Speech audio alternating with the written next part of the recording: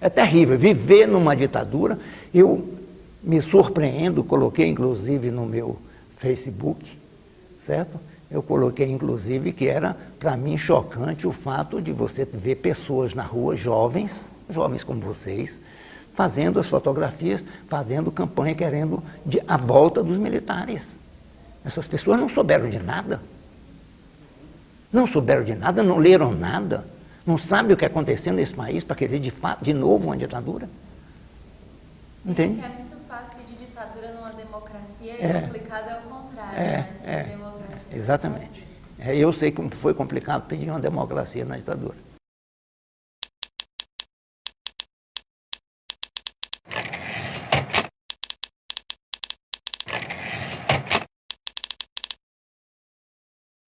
Bom, meu nome é Arnon Alberto Mascarenhas de Andrade. Eu sou professor do Departamento de Educação. Me aposentei em 2009, tenho 75 anos de idade e a maior parte de minha vida estava ligado à educação e à comunicação. Educação, eu nasci dentro de uma escola no interior do estado da Bahia. A minha mãe foi a primeira professora do povoado onde eu nasci e eu cresci convivendo com os problemas relacionados com a educação pública. Imaginem vocês, no fim da década de 30. Eu nasci em 1939. E comunicação porque quando nós fomos para Salvador, nós fomos morar em Salvador, eu participei de uma instituição chamada Hora da Criança, eu tinha 5 anos de idade, eu e meu irmão mais velho, e essa instituição tinha um programa de rádio todos os domingos que a gente participava, a gente fazia as mais diversas coisas, da rádio conto, rádio novela, música, tudo acontecia nesse programa, e tínhamos a cada 6 meses uma peça de teatro.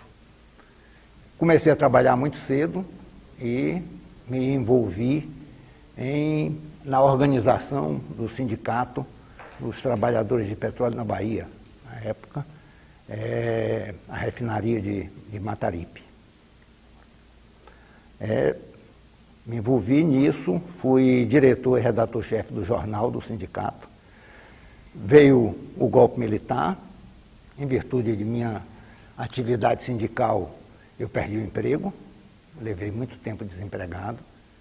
Nesse espaço de tempo, antes de entrar na universidade, eu cometi alguns curta-metragens. Eu digo cometi porque recentemente eu fui rever um deles e achei péssimo.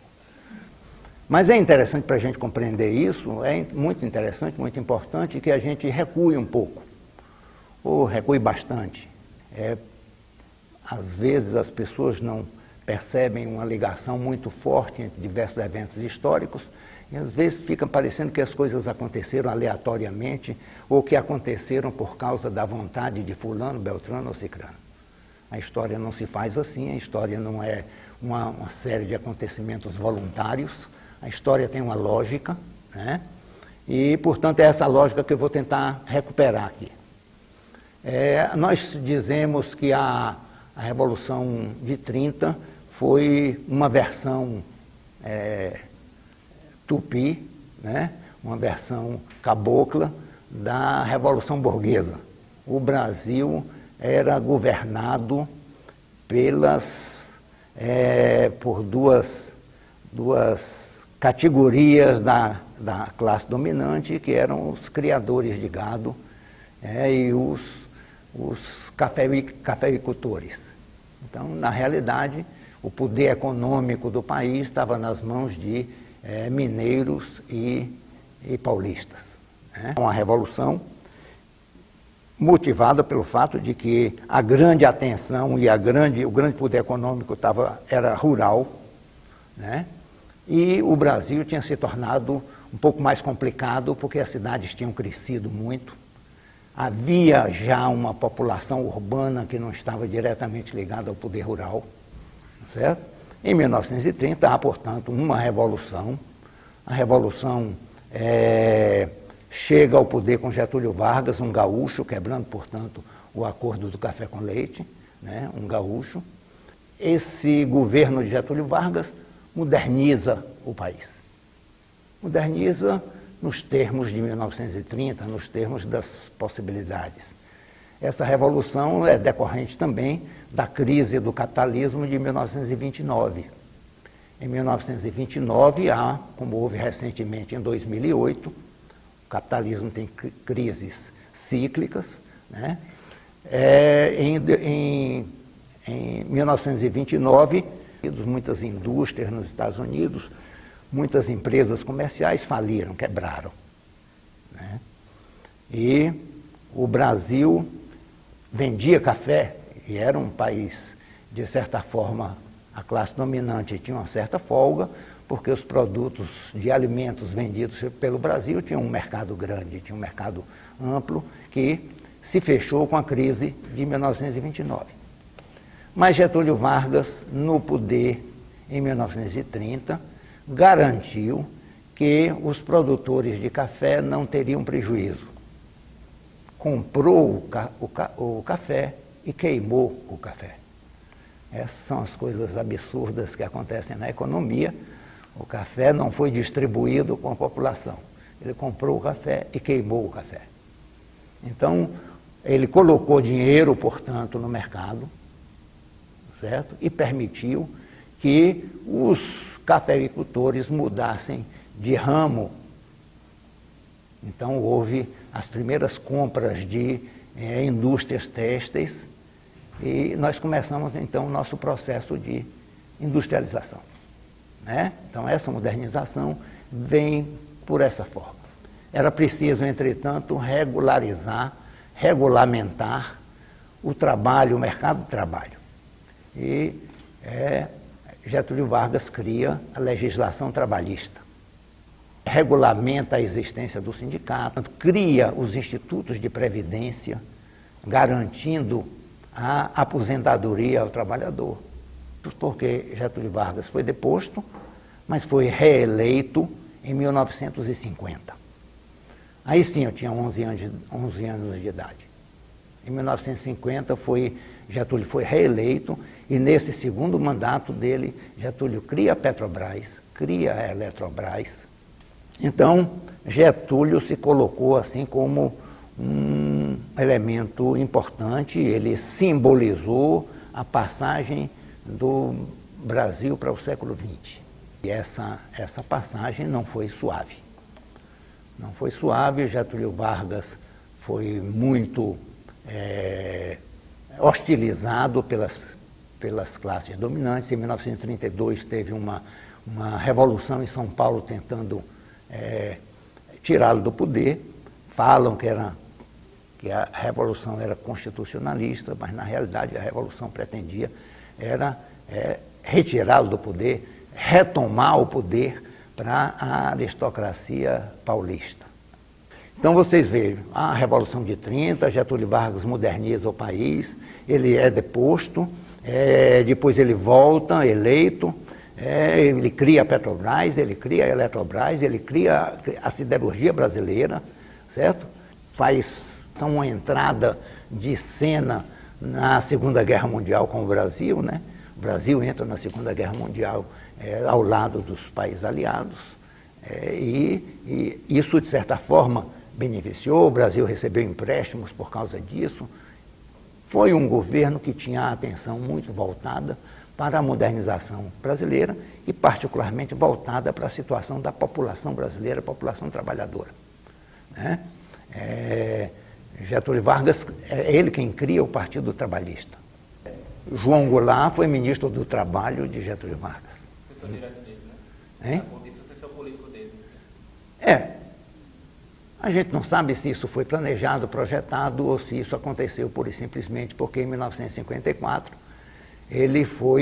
houve uma crise interna, ele foi acusado de corrupto. Aliás, isso é uma acusação recorrente a todo mundo que se coloca contra a classe dominante, né? Isso aconteceu com Juscelino Kubitschek, isso aconteceu com Getúlio Vargas, diziam que embaixo do palácio tinha um mar de lama, né? E ele foi acusado de corrupto e ia ser deposto, mas ele preferiu o suicídio. Em 1954, Getúlio Vargas dá um tiro no coração e morre. Isso levantou o país, criou uma situação de tensão muito grande e impediu que o golpe de 64 fosse dado em 54. Certo? Houve uma transição governamental regular, né, constitucional, foi substituído pelo vice-presidente Café Filho, aqui do Rio Grande do Norte. Depois de Café Filho impedido de governar, estava doente e tal, foi internado, e aí o presidente da Câmara assume, portanto, uma transição regular, mas o golpe de Estado foi impedido. Certo? João Goulart era ministro do Trabalho e Tancredo Neves era ministro da Justiça. Certo? Você vê que há ainda uma ligação muito estreita a partir de presença de pessoas de 1954 com 1964. Tá? Eu falei em Juscelino Kubitschek, mas nesse intervalo Juscelino Kubitschek foi presidente da República e Juscelino foi um desenvolvimentista. Também criou condições para uma mudança radical da situação no Brasil, sempre inclinado mais para o capitalismo e para a abertura para empresas estrangeiras que modernizariam mais a vida na sociedade brasileira. A população crescia muito rapidamente e se urbanizava muito rapidamente. Uma das principais organizações brasileiras em termos de militância política era a União Nacional de Estudantes. E a União Nacional de Estudantes liderou diversos movimentos, não somente de greve entre os estudantes, mas de passeatas, de manifestações públicas, etc, etc. Certo? Era, portanto... Já se posicionando contra isso que estava para acontecer? Isso. Exigindo, por exemplo, mais vagas nas universidades, exigindo reformas de um modo geral. Nessa época, na década de 50, nós vivemos uma situação muito interessante que foi chamada de as reformas de base, as reivindicações de reformas de base. Reformas de base eram reforma agrária, era reforma urbana. Não foi feita a reforma urbana, até hoje a gente paga o preço alto por isso, porque as cidades cresceram de modo como Deus criou batata, né? A gente diz que cresceram como Deus criou batata e polarizados pelo conflito entre as classes fundamentais da sociedade. Então nós ficamos com uma periferia de miséria e com alguns bairros fechados, certo, para a classe A, certo?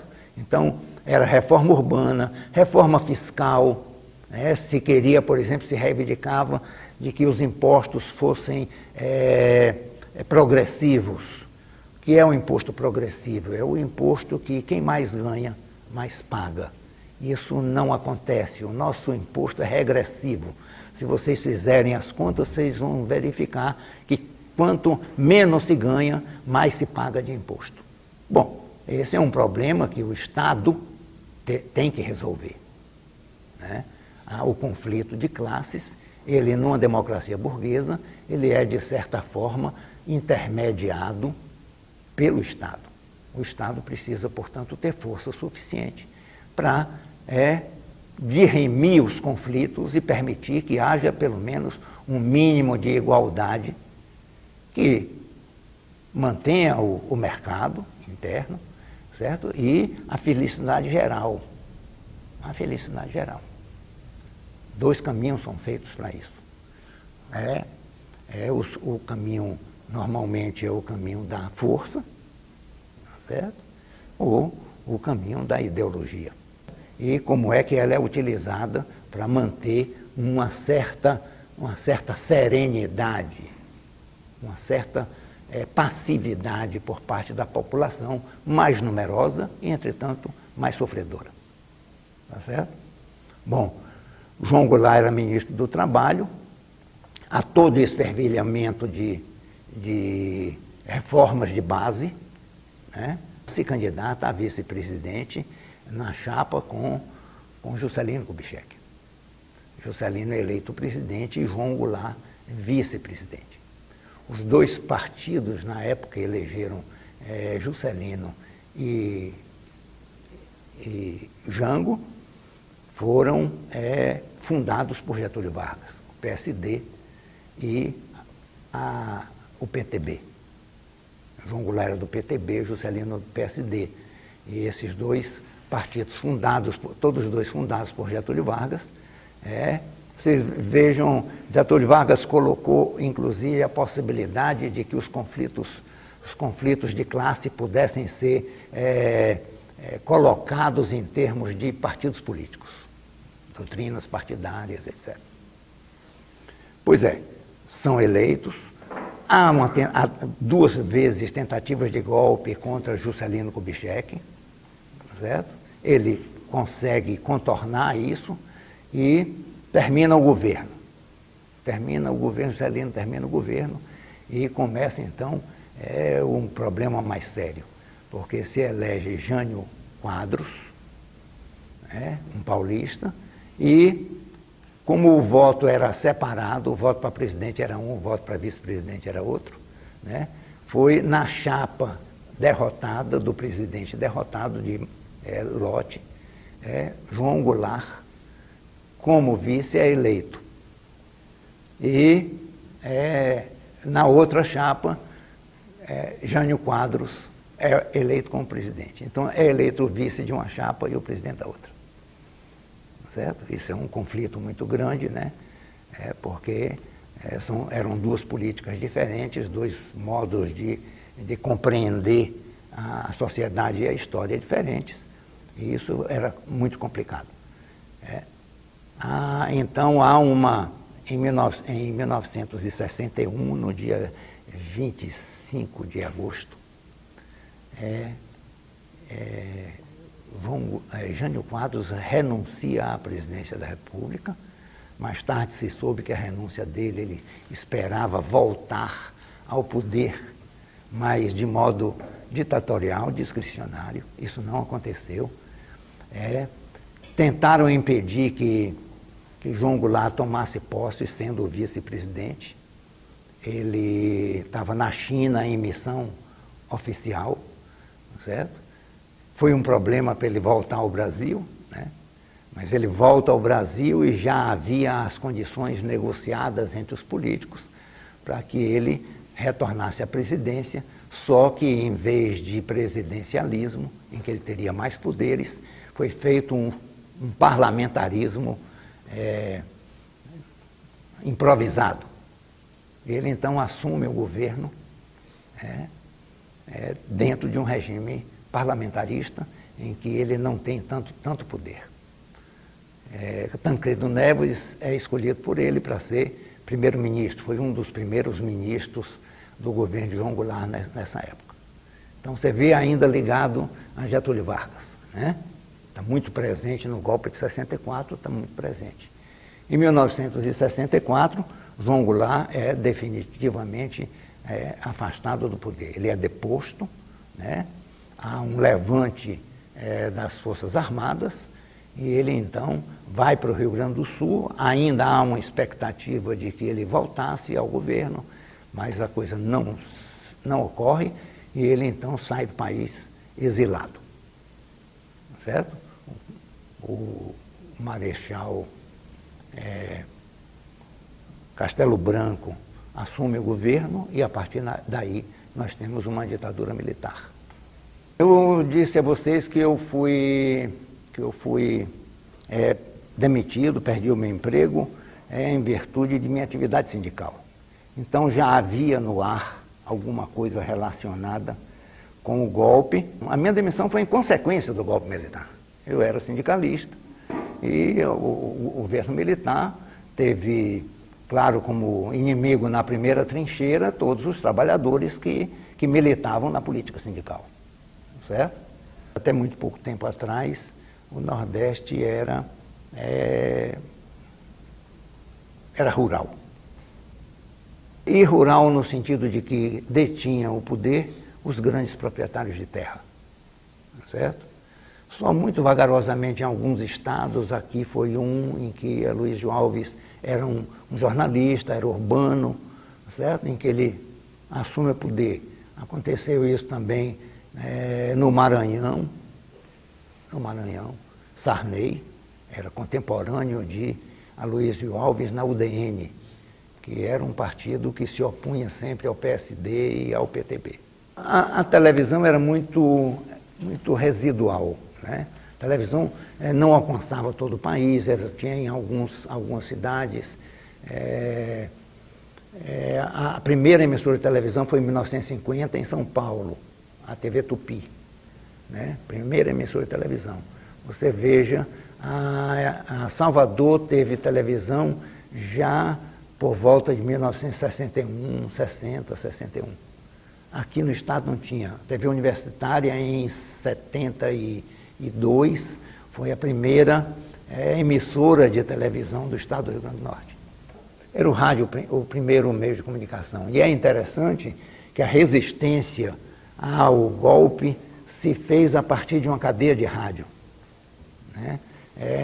No Rio Grande do Sul, né, quando o João Goulart estava voltando da China, e que impediram o golpe naquele momento, havia uma Brizola, que era cunhado de João Goulart. Brizola era o governador do Rio Grande do Sul. E Brizola, através de uma emissora de rádio em Porto Alegre, né, fez uma rede nacional de resistência, de legalidade, a rede da legalidade, certo? E querendo defender o cumprimento da Constituição. O rádio, naquele momento, que impediu que o golpe fosse dado no retorno de João Goulart da China, certo? E que o rádio foi importante para isso, para a mobilização de pessoas, inclusive de parte das Forças Armadas, né? Parte das Forças Armadas foram mobilizadas também através do rádio.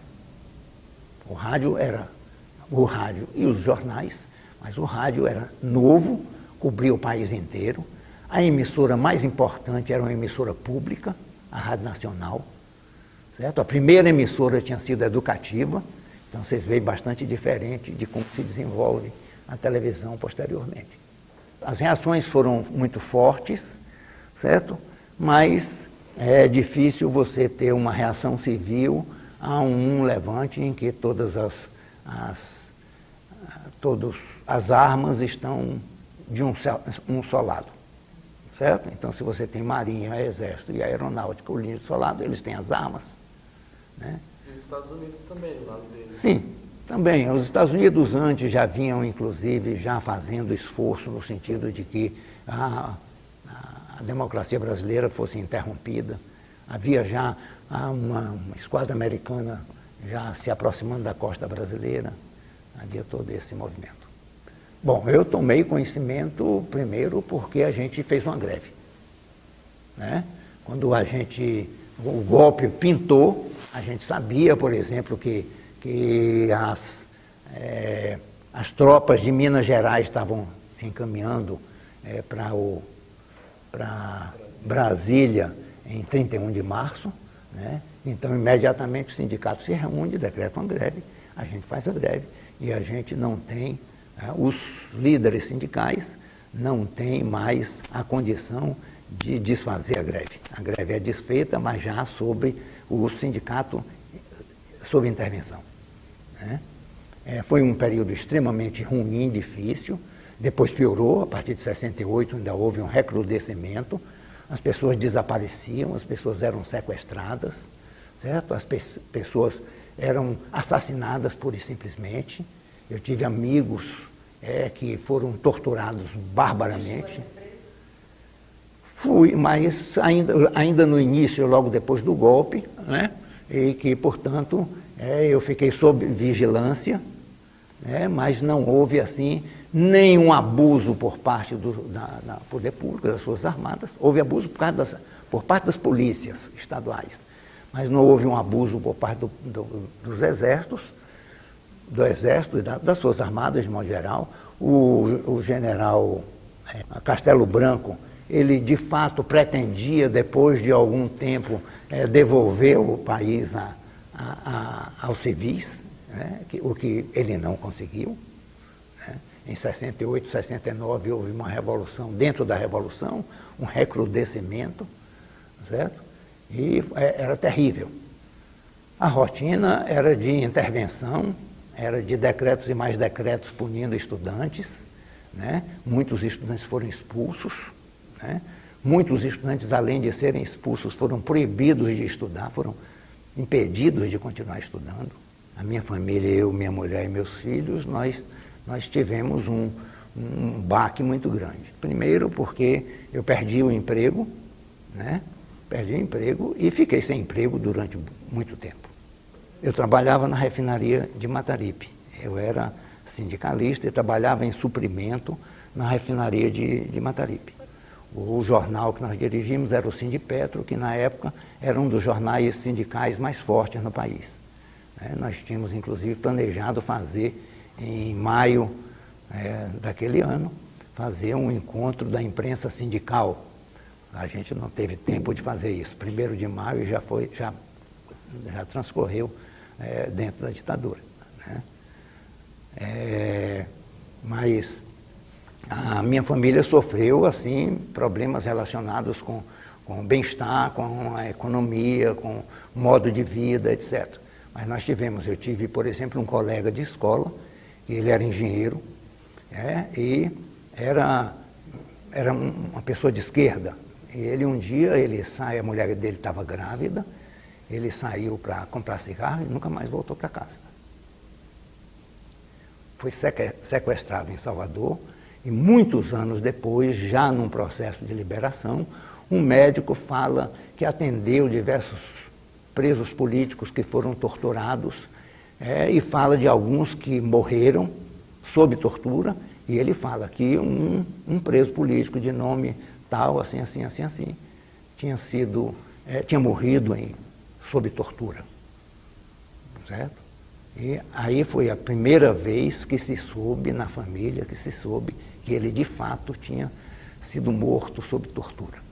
Olha, para as universidades federais, em termos físicos, em termos materiais, o governo militar não foi terrível.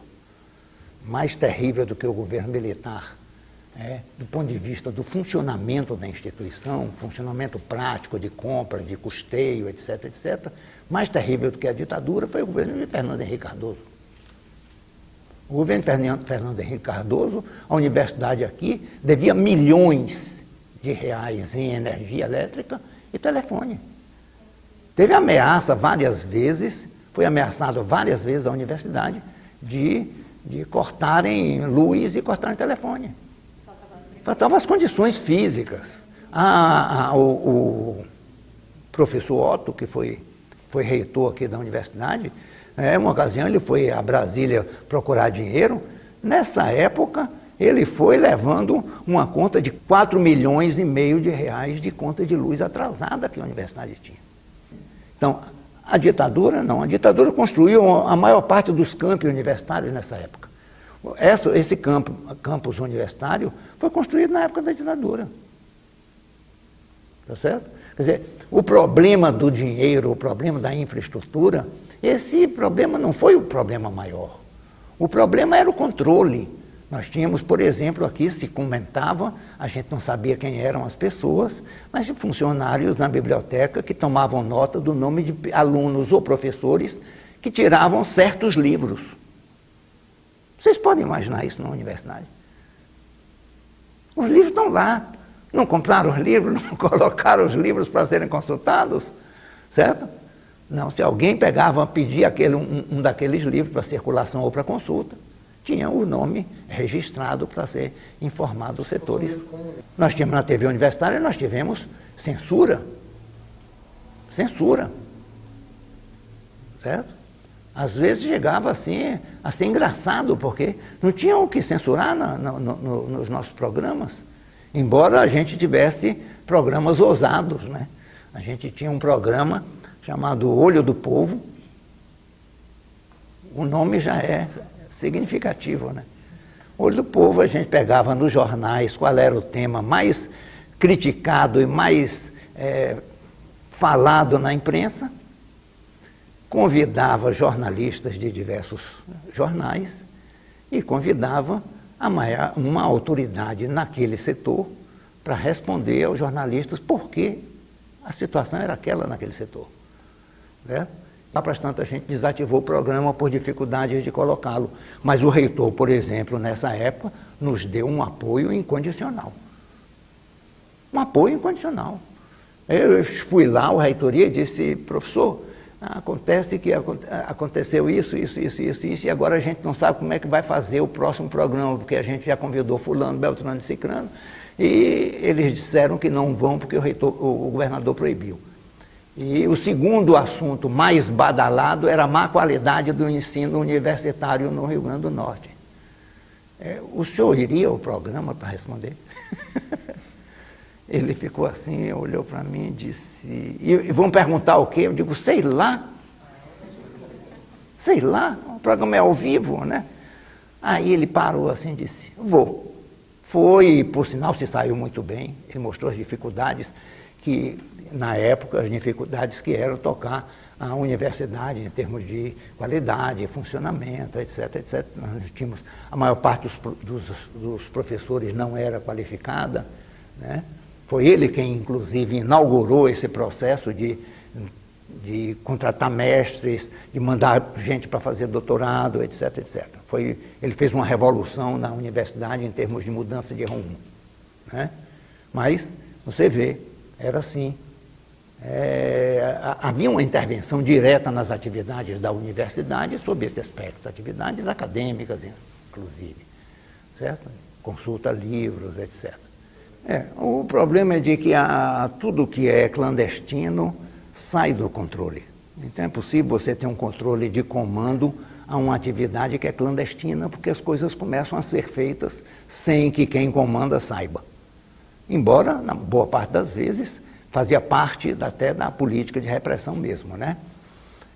O Médici disse em uma ocasião a Dom Evaristo Arnes, ele segure seus padres, que eu seguro meus soldados, certo?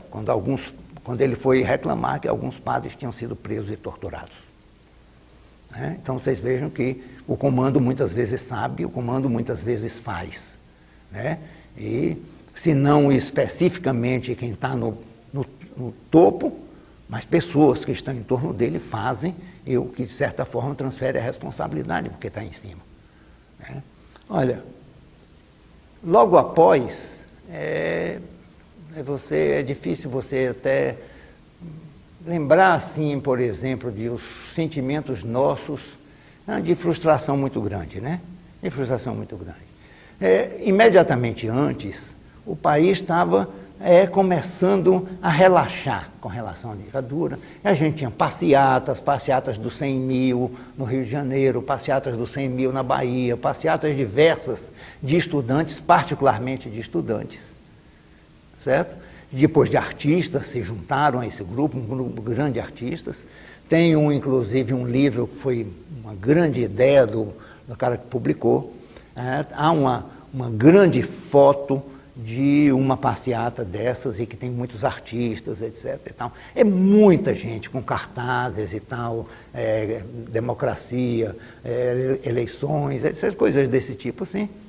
E ele, então, publica, esse autor publica num jornal, depois da redemocratização, mais recentemente, ele publica no jornal a fotografia pedindo que as pessoas que estiveram presentes ali procurem se identificar e que mandem dizer em que ponto da foto estavam, e o que é que estão fazendo hoje, etc, etc. E ele fez com isso um livro, tirando da foto grande e tal. Mas havia, portanto, manifestações de massa significativas contra o regime militar.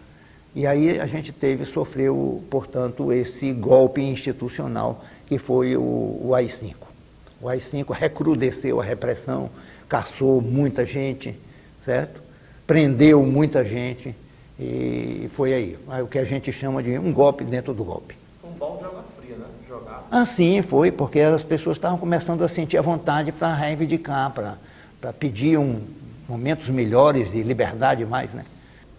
Olha, os grandes medos acontecem às vezes muito antes das coisas ou muito depois. Na hora a gente nem pensa muito nisso, né?